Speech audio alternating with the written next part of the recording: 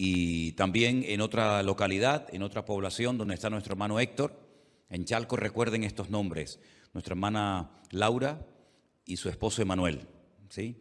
Y en Torreón está nuestro hermano Héctor y su esposa, que ahora mismo no me viene a la mente su nombre, pero le hemos pedido al hermano, porque él ya lleva más tiempo trabajando y ya tiene un grupo ya, pues en fin, importante, que comenzaran a buscar un local para poder reunirse, porque ya no cabían, bendito problema, ¿no? Ya no cabían los hermanos en la casa donde se estaban reuniendo, y antes de que alguien venga y les rompa el techo y les baje un paralítico porque no caben, mejor es que alquilen un local y así evitamos que nos rompan los techos, ¿eh? Así que estén orando por estas dos obras, que el Señor las bendiga, que les dé mucha sabiduría a los hermanos, y también, por favor, no dejen de orar por los hermanos de Tierra Alta, que el domingo pasado en Colombia celebraron el primer aniversario, ¿eh? Y estaban tan contentos, y siempre estamos orando por ellos y les mandamos saludos a los que nos puedan estar viendo en esta noche. Vamos a orar un momentito al Señor, incline su rostro si es posible, vamos a orar a Él y pedir la bendición de Dios para lo que en esta tarde vamos a estar compartiendo. Gracias, Señor, por este privilegio de poder estar aquí juntos en tu presencia en esta noche, Señor. Gracias, Dios mío, por los hermanos que han hecho un esfuerzo después de un largo día de trabajo y han venido al culto para escuchar tu palabra, para adorarte. Pedimos, Señor, que nos hables y que en esta tarde podamos salir renovados y bendecidos de tu hermosa y bendita presencia. Gracias, Señor, por esta oportunidad de aprender de ti y de tu palabra. En el nombre de Jesús. Amén y amén. Gloria al Señor. ¿Cuántos de ustedes estuvieron en la clase por Zoom que estuvimos dando en el día de ayer? Bueno, gloria a Dios, gloria a Dios. Espero que hayan quedado claras las explicaciones que dimos. Había mucha gente conectada y lástima que no se grabara. Fue un fallo por nuestra parte que esa clase no se grabara para en el futuro que otros que no la vieron pudieran escucharla. De hecho, ya me la están pidiendo, pero no la grabamos. Y se nos quedó a todos una buena sensación de decir, esto hay que repetirlo más a menudo. No sé con qué frecuencia, pero se nos quedó el deseo de volver a hacer una convocatoria abierta para que todos los que quieran aprender de la palabra puedan hacerlo. Y les animo a que sigan haciendo las lecciones. ¿Estáis haciendo las clases, hermanos? ¿Van bien? ¿Seguro? Bueno, gloria a Dios. Me alegro mucho por ustedes. Vamos a leer dos porciones de dos cartas de Pablo diferentes en esta noche. La primera lectura se encuentra en el libro de Romanos, la carta del apóstol Pablo a los romanos en el capítulo 13. Y la segunda porción que vamos a leer se encontraría en Efesios capítulo 5, del versículo 11 en adelante. Pero comencemos por Romanos. Prestemos atención a estas palabras que van dirigidas a creyentes, a personas que habían reconocido al Señor Jesucristo como su Señor y Salvador personal, como el verdadero Mesías, pero necesitaban ser instruidos, aconsejados en la palabra para su desarrollo y para su crecimiento espiritual. Romanos 13, versículo del 10 en adelante dice, el amor no hace mal al prójimo. Así que el cumplimiento de la ley es el amor. Y esto, conociendo el tiempo, que ya es hora de levantar el sueño, porque ahora está más cerca de nosotros nuestra salvación que cuando creímos. Versículo 12. La noche está avanzada y se acerca el día. Desechemos pues las obras de las tinieblas y vistámonos las armas.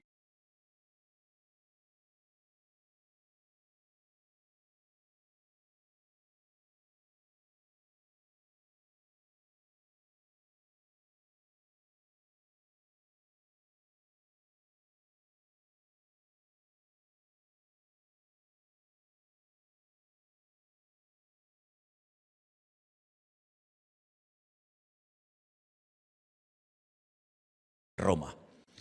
Damos un salto y nos vamos a la carta de Pablo a los Efesios, capítulo 5, a partir del versículo, vamos a leer a partir del versículo 15. Efesios, capítulo 5, versículo 15. Mirad pues con diligencia cómo andéis, no como necios, sino como sabios, aprovechando bien el tiempo, porque los días son malos. Por tanto, no seáis insensatos, sino entendidos de cuál sea la voluntad del Señor. No os embriaguéis con vino, en lo cual hay disolución, antes bien, sed llenos del Espíritu, hablando entre vosotros con salmos, con himnos y cánticos espirituales, cantando y alabando al Señor en vuestros corazones. Y terminamos con el versículo 20, dando siempre gracias por todo al Dios y Padre en el nombre de nuestro Señor Jesucristo. ¿Cuántos dicen amén? Gloria a Dios. Dos porciones preciosas dirigidas a dos iglesias diferentes, creyentes, gente que ha nacido de nuevo, pero, repito, que necesitaban ser instruidos para que no se estancaran, sino que pudieran seguir avanzando y creciendo en el conocimiento del Señor. Ahora bien, vamos a hacernos todos en esta noche, no hace falta que nadie responda en alta voz, vamos a hacernos esta pregunta. Escuchen bien. ¿Cómo te definirías tú como cristiano, como cristiana? Si tuvieras que explicar un poco cómo tú te ves en este momento en tu relación con el Señor, ¿qué términos, qué adjetivos, qué expresiones utilizarías? ¿Cómo te ves tú realmente como cristiana? ¿Te ves una persona madura, firme en los caminos del Señor, con las ideas claras? ¿Te ves todavía un tanto fluctuante, emocional, sin mucha estabilidad, sin mucha firmeza todavía, con muchas lagunas? ¿Te ves bien en el Señor o todavía te falta mucho para poder decir estoy bien y firme, afianzado, afianzada en los caminos del Señor? ¿Cómo te definirías tú como cristiano? Hace unos días un pastor de Argentina me llamó y me estuvo haciendo una serie de preguntas y bueno, pusimos la entrevista en nuestro canal para que ustedes lo pudieran ver, ¿no? Ya que es un canal de televisión que no se ve en España, sino en algunos países de Latinoamérica. Y una de las cosas que el pastor decía en medio de esa entrevista que tuvimos o que me hizo, es que comentaba que un pastor no hace mucho tiempo visitó su iglesia y habló de 4 tipos de pastores. Pueden ver la entrevista, ¿no? Y él define, ¿no?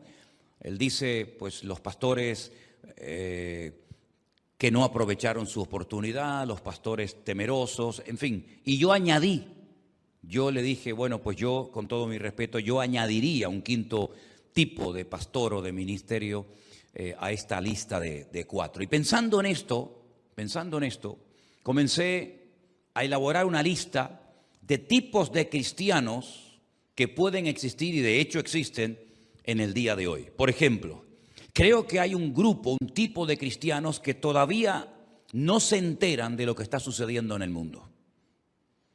Son los que no han sabido leer, no han sabido interpretar el mensaje que clarísimamente desde el año pasado el Señor viene hablando reiteradamente a su iglesia a nivel mundial. Por primera vez en la historia, millones de hermanos, millones de cristianos, estuvimos encerrados en nuestras casas, sin poder salir, salvo a pasear al perro y hacer las compras en el supermercado y rapidito enseguida otra vez metidos en casa. Eso no había ocurrido nunca antes, jamás, donde millones y millones de cristianos y no cristianos no nos dejaban salir a las calles. Se cerraron los hoteles, las cafeterías, nadie podía ir al campo, a la playa, a pasear con los hijos, con la familia. Veías las calles del mundo desiertas. ciudades de millones y millones de habitantes. No me puedo imaginar a México, la capital, ¿verdad?, donde casi 16, 17, casi 18 millones de personas viven allí, totalmente desierta, ¿no? Y era muy impactante ver en televisión las imágenes de los hospitales, de las ambulancias llevando centenares, miles de personas por todo el mundo, la gente asustada, muchos cristianos también asustados, y nos quedábamos realmente sorprendidos y decíamos, Dios mío, pero ¿qué está pasando en el mundo, no? Y en esos días, que no ha pasado 30 ni 40 años, sino que casi diríamos que fue el otro día, yo creo que el Señor estuvo hablando muy claramente al mundo, pero sobre todo a su pueblo, a la iglesia. Aquellos que decían que no tenían tiempo para orar, aquellos que decían que debido al trabajo que tenían no podían tener tiempo para leer y estudiar la palabra. Yo creo, y lo he dicho en varios mensajes, cuando estuve en Italia lo comenté, creo que también lo dije aquí, que hacía siglos que Dios no hablaba tan claro a la iglesia como en aquellos días y en este último año, en este último tiempo. Pero me temo que hay algunos creyentes que todavía no han captado la profundidad del mensaje, de la enseñanza que el Señor quería que aprendiéramos y que lleváramos a la práctica hasta las últimas consecuencias. Algunos veo que están otra vez volviendo a lo que creen o consideran que es la normalidad, ¿verdad? Pero el mundo nunca, jamás volverá a ser lo que fue antes de marzo del año pasado. Y la iglesia tampoco. Prueba de ello que nunca, desde el siglo I, II y III, habían muerto tantos cristianos y tantos pastores como en este último año.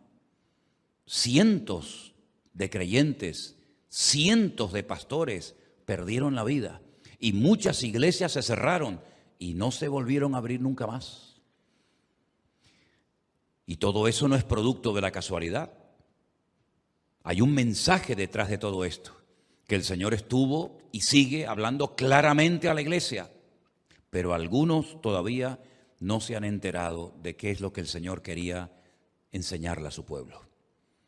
Muchos no aprovecharon la oportunidad que tuvieron para consagrarse, para dedicar más tiempo al Señor, a su palabra, a la oración, a la familia. Y parece que estaban esperando que terminara el confinamiento para volver otra vez a la hiperactividad, al trabajo, al materialismo. Y se han olvidado de que Dios le dio una oportunidad de oro al mundo para buscar a Dios. Pero si el mundo no la quiso aprovechar, que por lo menos su iglesia entendiera que era una oportunidad para estar tranquilos en casa, en familia, orando, buscando de Dios, pasando tiempos de intimidad con Él, que a lo mejor hacía años algunos que no tenían con el Señor. Lamentablemente muchos cristianos le dieron y le siguen dando lugar al miedo. Y el miedo no es de Dios. El miedo no es de Dios. El miedo fue la primera sensación que el hombre sintió cuando se desconectó de Dios. El hombre creyente, el hijo de Dios, la mujer de Dios, no se tiene que conocer por ser una persona temerosa, una persona miedosa. Porque, repito, el miedo no forma parte del fruto de las manifestaciones del Espíritu Santo en la vida de un cristiano. Más bien todo lo contrario, el miedo es producto del pecado, el miedo es producto de complejos, el miedo es producto de que no hay una íntima y profunda y genuina comunión con Dios. Adán se escondió de Dios porque tuvo miedo. Oí tu voz y me escondí. ¿Por qué? Porque tuve miedo. ¿Y de dónde le nació ese miedo? De su desconexión de Dios. Pecó y se oculta de Dios. En vez de buscar a Dios en su angustia, en vez de entregarle ese miedo, esa inseguridad a su Dios, lo que hace es que se oculta de Dios y, como dije en una ocasión, este sigue siendo el juego favorito de la humanidad, ocultarse y huir de Dios. Muchos creyentes se dejaron de congregar, algunos porque no les quedaba otro remedio, pero algunos, terminó la pandemia, se abrieron las iglesias y siguieron sin congregarse porque se enfriaron y no superaron el tiempo de la prueba. La Biblia advertía en algunos momentos puntuales de pruebas tremendas que vendrían. Por ejemplo, a una de las 7 iglesias del Apocalipsis le dice: no teman, vais a pasar por un periodo de pruebas. Pero el Señor alentando y animando a la iglesia de que en medio de esas pruebas no decayeran, no se enfriaran, no se desanimaran, sino que en medio de la prueba buscaran al Señor. Y como decía el salmista, en medio de la angustia invoqué al Eterno y el Eterno me respondió. Fue Jonás en el peor momento de su vida, cuando estaba solo y a punto de morir, en el vientre de un enorme pez.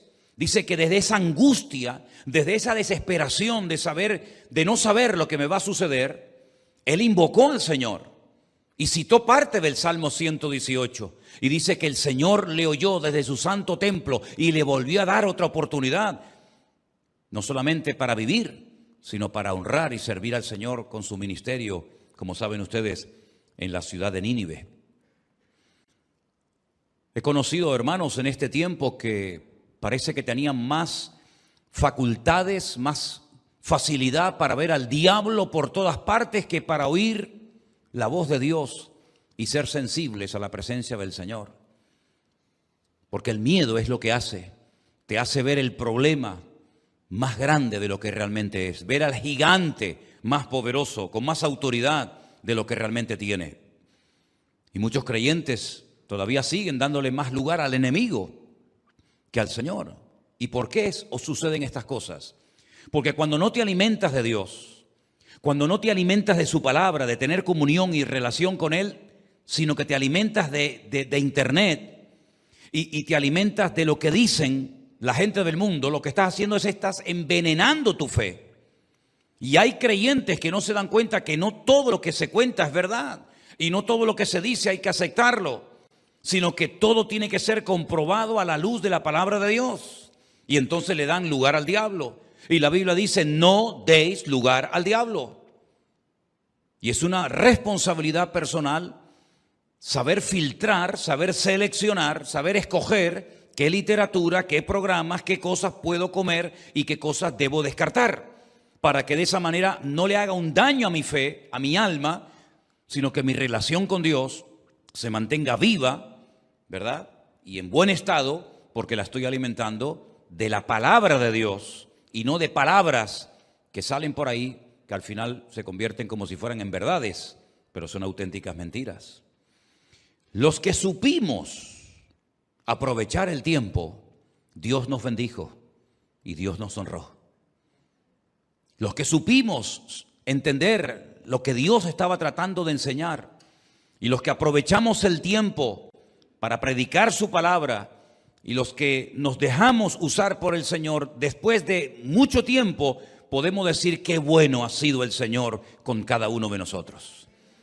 Cosas que ojo no vio, cosas que oído no oyó, ni subieron ni a nuestro corazón, ni mucho menos a nuestra imaginación, son las que Dios nos está permitiendo ahora disfrutar, porque la Biblia dice que Dios es galardonador de los que le buscan. ¿Tú quieres que Dios te premie? Busca a Dios. ¿Tú quieres que el Señor te recompense en público? Búscalo en privado. Esa es la clave. Esa es la ley del reino, infalible, funciona. Ora a tu Padre que te ve en lo secreto. ¿Y qué dice el texto? Y tu Padre que te ve en lo secreto te recompensará en público. La recompensa pública es la manifestación de la comunión íntima con el Señor en lo secreto. Y es así, queridos hermanos, es así como Dios obra y es así como Dios honra a los que le buscan. Los que llenaron su mente de cosas ajenas a la palabra todavía siguen asustados y todavía siguen condicionados y amedrentados ante las cosas que están sucediendo delante de nosotros. Pero si no soportamos esta prueba y si no aprendimos esta lección, la próxima prueba que vendrá, dudo mucho de que la puedan superar y la puedan asumir. Porque el que no ha sido fiel en este tiempo, difícilmente lo será en un tiempo de más presión todavía. Nosotros los cristianos sabemos perfectamente que el mundo va a ir de mal en peor, ¿sí o no? La Biblia no dice que si oramos y si esperamos en el Señor, pues todo va a cambiar y va a haber amor y va a haber paz y va a haber comprensión y los valores que se han perdido volverán otra vez. No, no, eso no dice la Biblia. Seamos sinceros, no nos engañemos, ni estemos imaginándonos un mundo irreal. El Señor Jesucristo dice que en los últimos tiempos el amor de muchos se enfriaría y que vendrían falsas enseñanzas y falsos profetas y falsos pastores y falsos predicadores, ¿verdad? Y la Biblia dice que los últimos tiempos serían como los días de Noé. ¿Y cómo actuó Dios en los días de Noé? Porque ya sabemos cómo era la gente, ya sabemos cómo era la humanidad en los días de Noé, pero ¿y Dios cómo actuó en aquellos tiempos? Había violencia, había agresividad, se unió el mundo espiritual con el mundo natural, allí salieron unos engendros que Dios dijo, basta. Pero ¿y Dios? ¿Cómo actuó Dios ante la maldad de la generación de Noé? ¿Qué mensaje lanzó Dios? ¿Qué mandamientos lanzó el Señor? Bueno, leyendo el libro del Génesis, sabemos perfectamente que Dios toleró, Dios entre comillas permitió durante un tiempo que aquella generación campara a sus anchas, pero llegó un momento en el que Dios dijo basta y se acabó. Y el Señor Jesucristo nos dice que los cristianos de los últimos tiempos vivirán en una generación muy parecida a los tiempos de Noé, donde Dios dijo basta, pero en medio del caos, en medio de la destrucción, Dios tuvo un remanente, una familia que le honró, que se preparó, que trabajó para lo que vendría en el futuro. El arca no tenía ninguna razón de ser si no hubiera venido el diluvio. ¿Para qué construir un barco tan grande, lleno de animales, si no va a llover? No tiene ningún sentido. El arca de Noé no era un zoológico.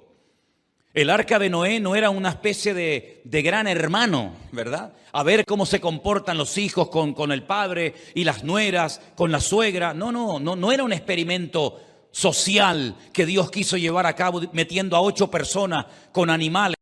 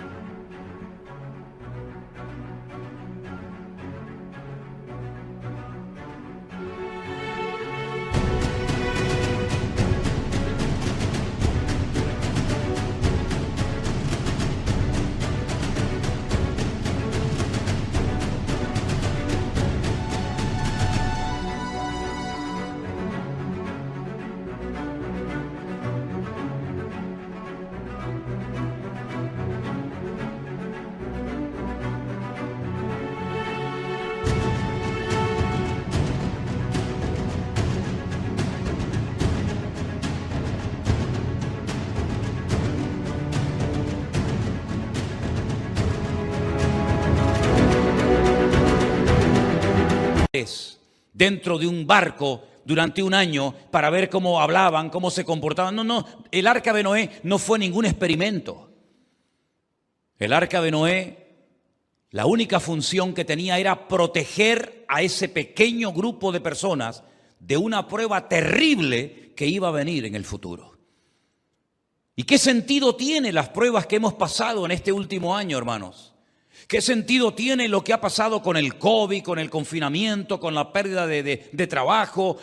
¿Qué sentido tiene si no es que Dios nos está preparando para pruebas mayores que vendrán en el futuro, pero que han fortalecido nuestra fe y nos han consolidado y afianzado en los caminos del Señor, para que cuando vengan pruebas mayores, para que cuando venga el diluvio, nosotros podamos estar firmes y, habiendo acabado todo, seguir firmes dándole honra y gloria al Señor? Ese era el objetivo del arca, no tenía otra función. De hecho, cuando terminó el diluvio y bajó el nivel de las aguas, tuvieron que salir del arca. Y ya el arca no tenía ningún objetivo, ninguna razón de ser, y el arca pasó a la historia, pero la humanidad siguió adelante.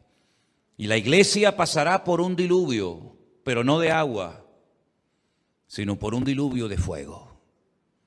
Porque es necesario que el juicio comience por la casa de Dios. Y la Biblia nos enseña que los elementos serán derretidos Y dice el apóstol Pedro en una de sus hermosas epístolas, sabiendo lo que viene en el futuro, parafraseando el texto, sabiendo lo que se avecina de cara al futuro, ¿no será mejor que preparemos nuestras almas y que deseemos como niños la leche espiritual no adulterada?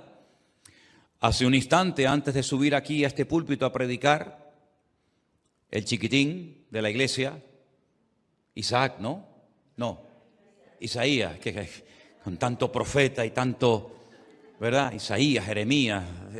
Bueno, pues, ¿cómo era? Elías, ¿cómo era? Isaías, perdón. Isaías se ha puesto a llorar. Ya es raro ver a Isaías llorar, ¿eh?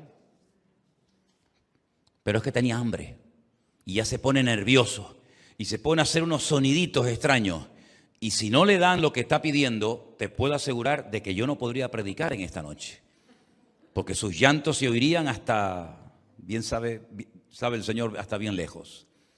Y dice el apóstol Pedro en su carta que nosotros tenemos que desear la palabra de Dios como los niños se hacen notar y gritan y patalean y lloran, diciéndole, es la hora de comer, deme mi comida.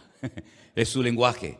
Es su forma de hablar, ¿verdad? No piden por favor, no dice mamá, date prisa que tengo hambre, sino ellos gritan, patalean, lloran y no paran hasta que le dan la comida. Así deberíamos de ser nosotros los cristianos. Señor, dame tu palabra, Señor, dame tu alimento. De aquí no me voy hasta que tú me bendigas. Como Jacob, ¿se acuerdan? Que tuvo una lucha con un ángel, pero él realmente lo que quería era la bendición de Dios. Él ya había visto ángeles en otro momento de su vida. Él ya sabía lo que era moverse en el terreno natural y espiritual, pero él lo que quería siempre era la bendición a toda costa. Y dice la Biblia, no te voy a soltar hasta que no me bendigas. Y obtuvo la bendición y su vida cambió para siempre. Y Dios tiene bendiciones preparadas para nosotros, pero hay que buscarlas, hay que pelearlas, hay que buscarlas con todo el corazón. Y tenemos unas promesas preciosas dadas por nuestro Señor Jesucristo que dice, pedid y recibiréis, llamad y se os abrirá. Porque todo el que pide recibe, el que busca halla y el que llama se le abrirá. Si hay promesas que están ahí esperándonos a nosotros, como diciendo el Señor, vengan a buscarlas, venid los trabajados y cargados, que yo os haré descansar, pero vengan ustedes. Como tenían que ir los enfermos y los desesperados a donde estaba el Señor. Y el Señor los sanaba y los consolaba y les cambiaba la vida, pero tenían que hacer un mínimo de esfuerzo, un pequeño recorrido, un pequeño sacrificio. Y ahí Dios los honraba y ahí el Señor los bendecía. ¿Qué tipo de cristiano eres tú? ¿Qué has aprendido en este tiempo? No olvides lo que has aprendido. Si has aprendido algo en este tiempo, si el Señor te ha ministrado y te ha hablado en este último año, y yo creo que sí, no olvides lo que has aprendido. Porque también decía el apóstol Pedro, yo procuraré después de mi partida dejar esto por escrito para que ustedes puedan recordar en todo momento las palabras que pronunció nuestro Señor Jesucristo. Y hoy en día más que nunca tenemos que vivir lo más cerca del corazón de Dios que podamos. Vivimos en un tiempo de comunicación, pero a veces hay un tiempo de muy poca comunicación con nuestro Dios. Y Dios sigue hablando. ¿Cuántos dicen amén? Esa porción tan hermosa de Hebreos capítulo 1, donde dice, Dios habiendo hablado en otro tiempo a nuestros padres por los profetas, en estos postreros días nos ha hablado por medio del Hijo. Es decir que las generaciones que precedieron a la venida del Señor tuvieron su oportunidad, tuvieron sus mensajes. Y algunos pueden decir, sí, pero es que yo no conocía al profeta Elías. No pasa nada. Te mandamos a Isaías. Es que yo no conocí ni escuché nunca las palabras proféticas de Isaías. No pasa nada, te mando a Jeremías. Y si no a Abdías, y si no a Sofonía, y si no a Daniel. Es decir, todas las generaciones tuvieron su mensaje profético, su mensaje de parte de Dios. Ninguna generación puede decir es que Dios no nos habló, es que no sabíamos. Todas tuvieron su oportunidad. Pero ahora dice la Biblia que en los postreros tiempos, en estos que estamos ahora, Dios habló y sigue hablando a través de nuestro Señor Jesucristo. Pero claro, para saber lo que habló, para saber lo que dijo, para saber lo que enseñó, tenemos que ir a la Biblia, a los evangelios, leerlos con frecuencia. Mateo, un evangelio precioso, ¿verdad? Marcos, Lucas, Juan. Por supuesto, hay otras porciones de la Biblia, pero sobre todo en esos 4 evangelios biográficos se nos describe cómo hablaba, cómo actuaba ante la presión de las masas, ante las calumnias. En todo momento sabemos lo que el Señor pedía a sus discípulos. Tenemos capítulos enteros, el capítulo 5, 6, 7 de Mateo, el famoso Sermón del Monte, palabra tras palabra, mensaje tras mensaje. Allí se habla de la oración, de la ofrenda, del ayuno, de la relación interpersonal entre los hermanos. Son unas enseñanzas tremendas. Bueno, pues si verdaderamente sigue hoy el Señor hablando, no a través de los profetas, porque esa etapa ya pasó, pero si verdaderamente, como dice Hebreos 1, Él sigue hablando a través de su Hijo, pues leamos entonces las palabras del Hijo para que sepamos qué es lo que hoy el Señor espera de ti y de mí y cómo tenemos que comportarnos en medio de esta generación en la cual vivimos. Amén, hermanos. Y han venido en los últimos meses y desde el confinamiento que tuvimos el año pasado, centenares de preguntas de todas partes del mundo. Y muchos cristianos han estado asustados por la formación del nuevo orden mundial, por la gente que moría, por la vacuna, confundiendo la marca de la bestia. Fíjense qué tremendo, ¿no? Todo esto es una evidencia clarísima del desconocimiento tan grande que ha habido y que lamentablemente todavía sigue imperando en la vida de muchos cristianos, confundiendo las señales de los tiempos, haciendo una mala interpretación de cosas que están muy claramente definidas y explicadas en la palabra. Y cuando venían estas preguntas, automáticamente yo me daba cuenta de que todo esto era producto de lo que les acabo de enseñar y decir, la falta de conocimiento bíblico. ¿Recuerdan ustedes esas palabras que dicen, mi pueblo pereció por falta de conocimiento? Pero eso no solamente forma parte del pasado lejano y distante, eso es una realidad contundente de nosotros hoy en día. Ver a creyentes que se niegan rotundamente a ponerse una vacuna porque dicen que es como si te pusieran la marca de la bestia.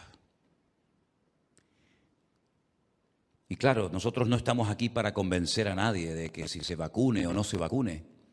Pero te voy a dar unos datos un tanto curiosos que no sé si lo habéis oído. Si lo habéis oído, bueno, perdonadme que os repita algo que ya habéis oído. Pero a mí me ha llamado la atención el temor de muchos cristianos, por ejemplo, a esta vacuna en particular. Y entonces comencé a buscar en la Biblia alguna respuesta y encontré algo muy interesante. Yo quiero que pongamos ahí en la pantalla, por favor, el Salmo 89, versículo 8. Salmo 89, versículo 8. Y es un versículo muy bonito, muy fácil de aprender, y dice así. Salmo 89, versículo 8. Oh Jehová, oh eterno, Dios de los ejércitos. Y lanza una pregunta aquí el salmista. ¿Quién como tú?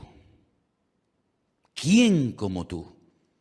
Y él mismo responde, poderoso eres, Jehová eterno, y tu fidelidad te rodea.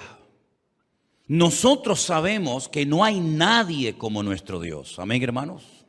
Desde el año pasado, desde los días del confinamiento hasta el día de hoy, hasta este momento, ya sabíamos que nuestro Dios era poderoso. Amén, hermanos. Lo sabíamos.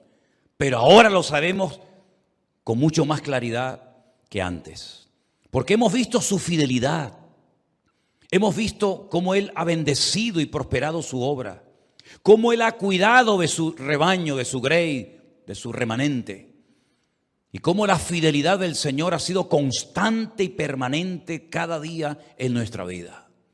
Y hoy podríamos decir todos un fuerte gloria a Dios, porque hasta aquí nos ha ayudado y guardado el Señor.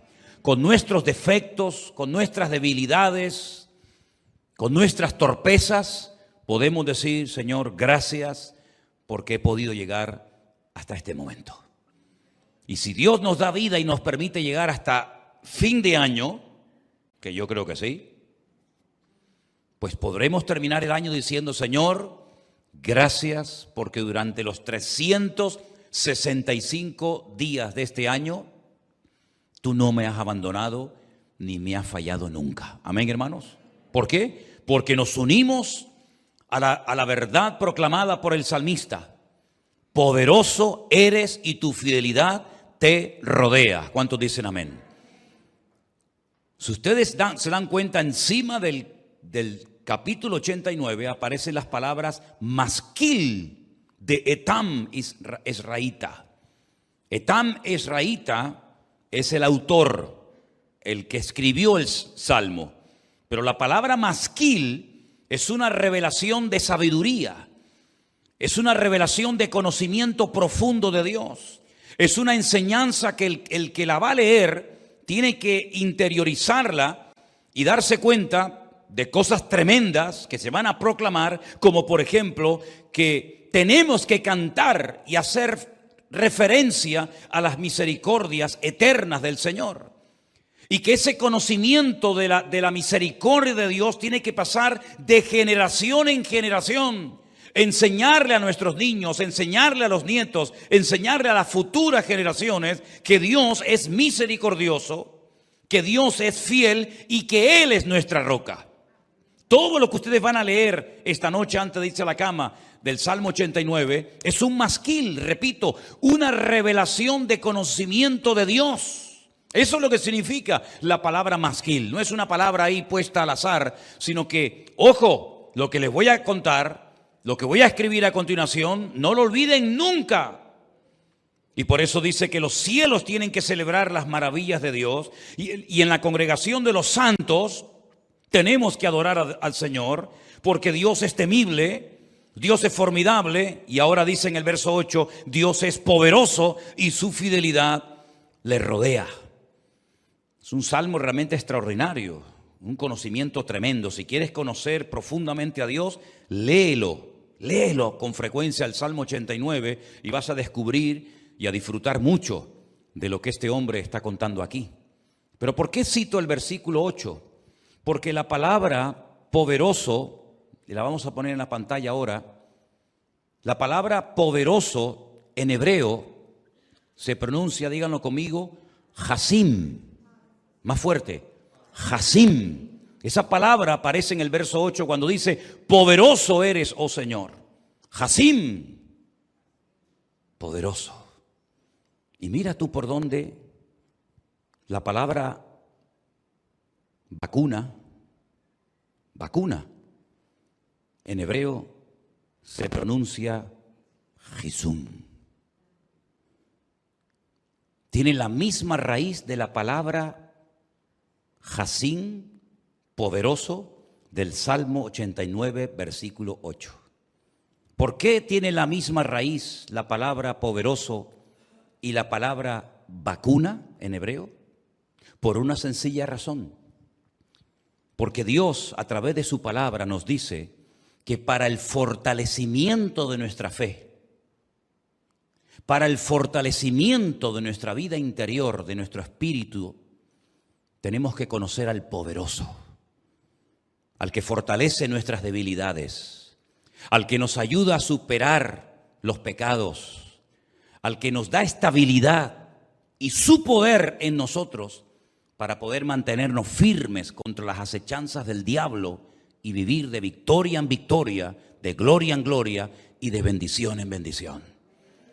Es la única manera, teniéndolo a Él, el poderoso, el Hasim en nosotros, vamos a poder vivir vidas poderosas en Dios.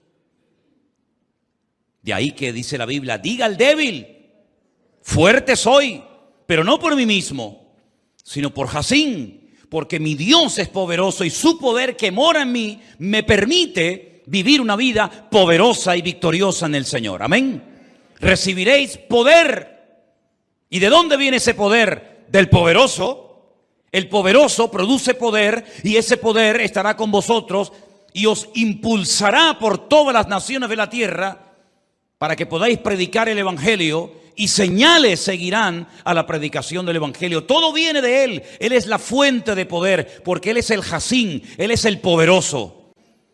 Pero mira tú por dónde la palabra Jisún, en hebreo, vacuna, hace referencia al fortalecimiento del sistema inmunológico del ser humano. Es algo que te fortalece en lo físico y el Señor te fortalece en lo espiritual. No estoy tratando de convencer a nadie de nada, ni muchísimo menos, pero simplemente estoy diciendo que el Señor en su palabra nos promete enviarnos en momentos puntuales de nuestra vida tanto sanidad como medicina. Ambas cosas proceden de Dios.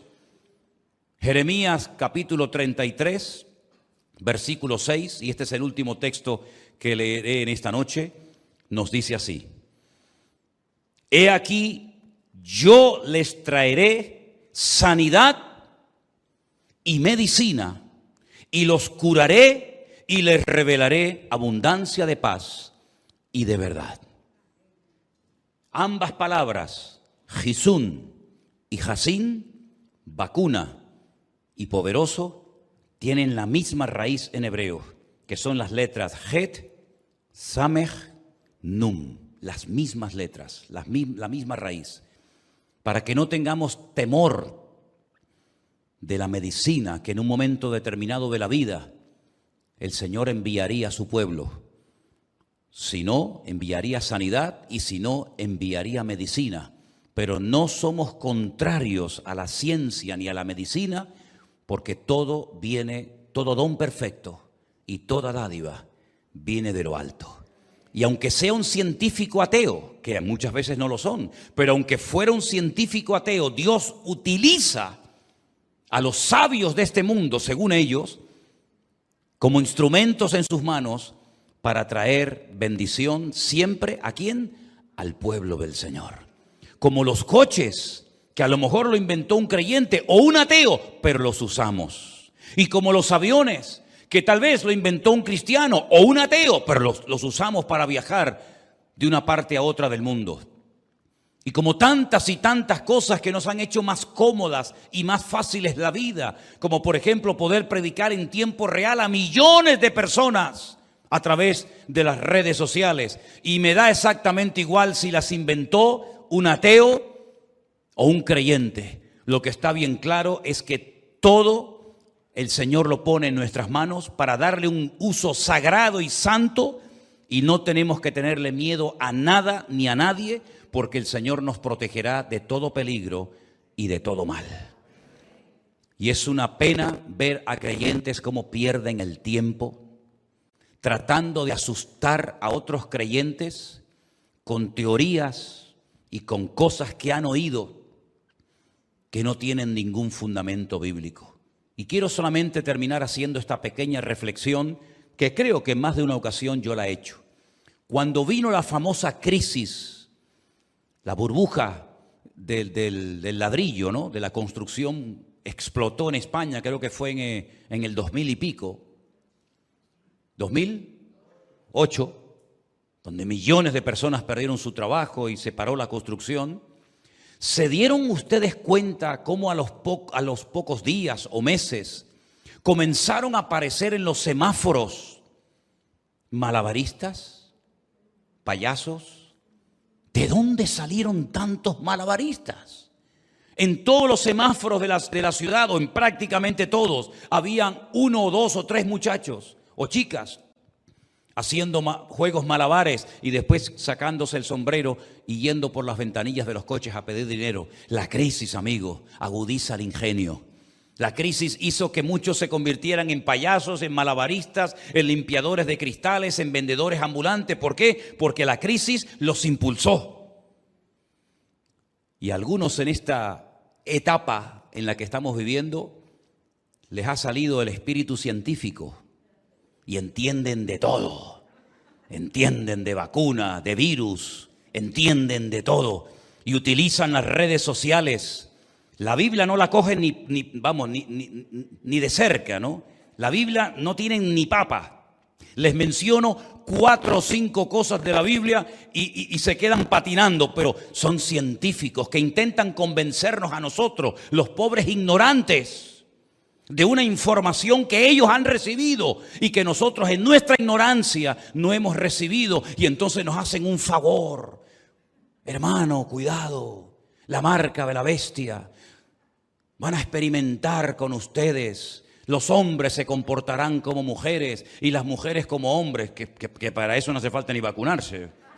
Para eso no hace falta ya ni vacunarse. Llegas tarde y mal, ¿no?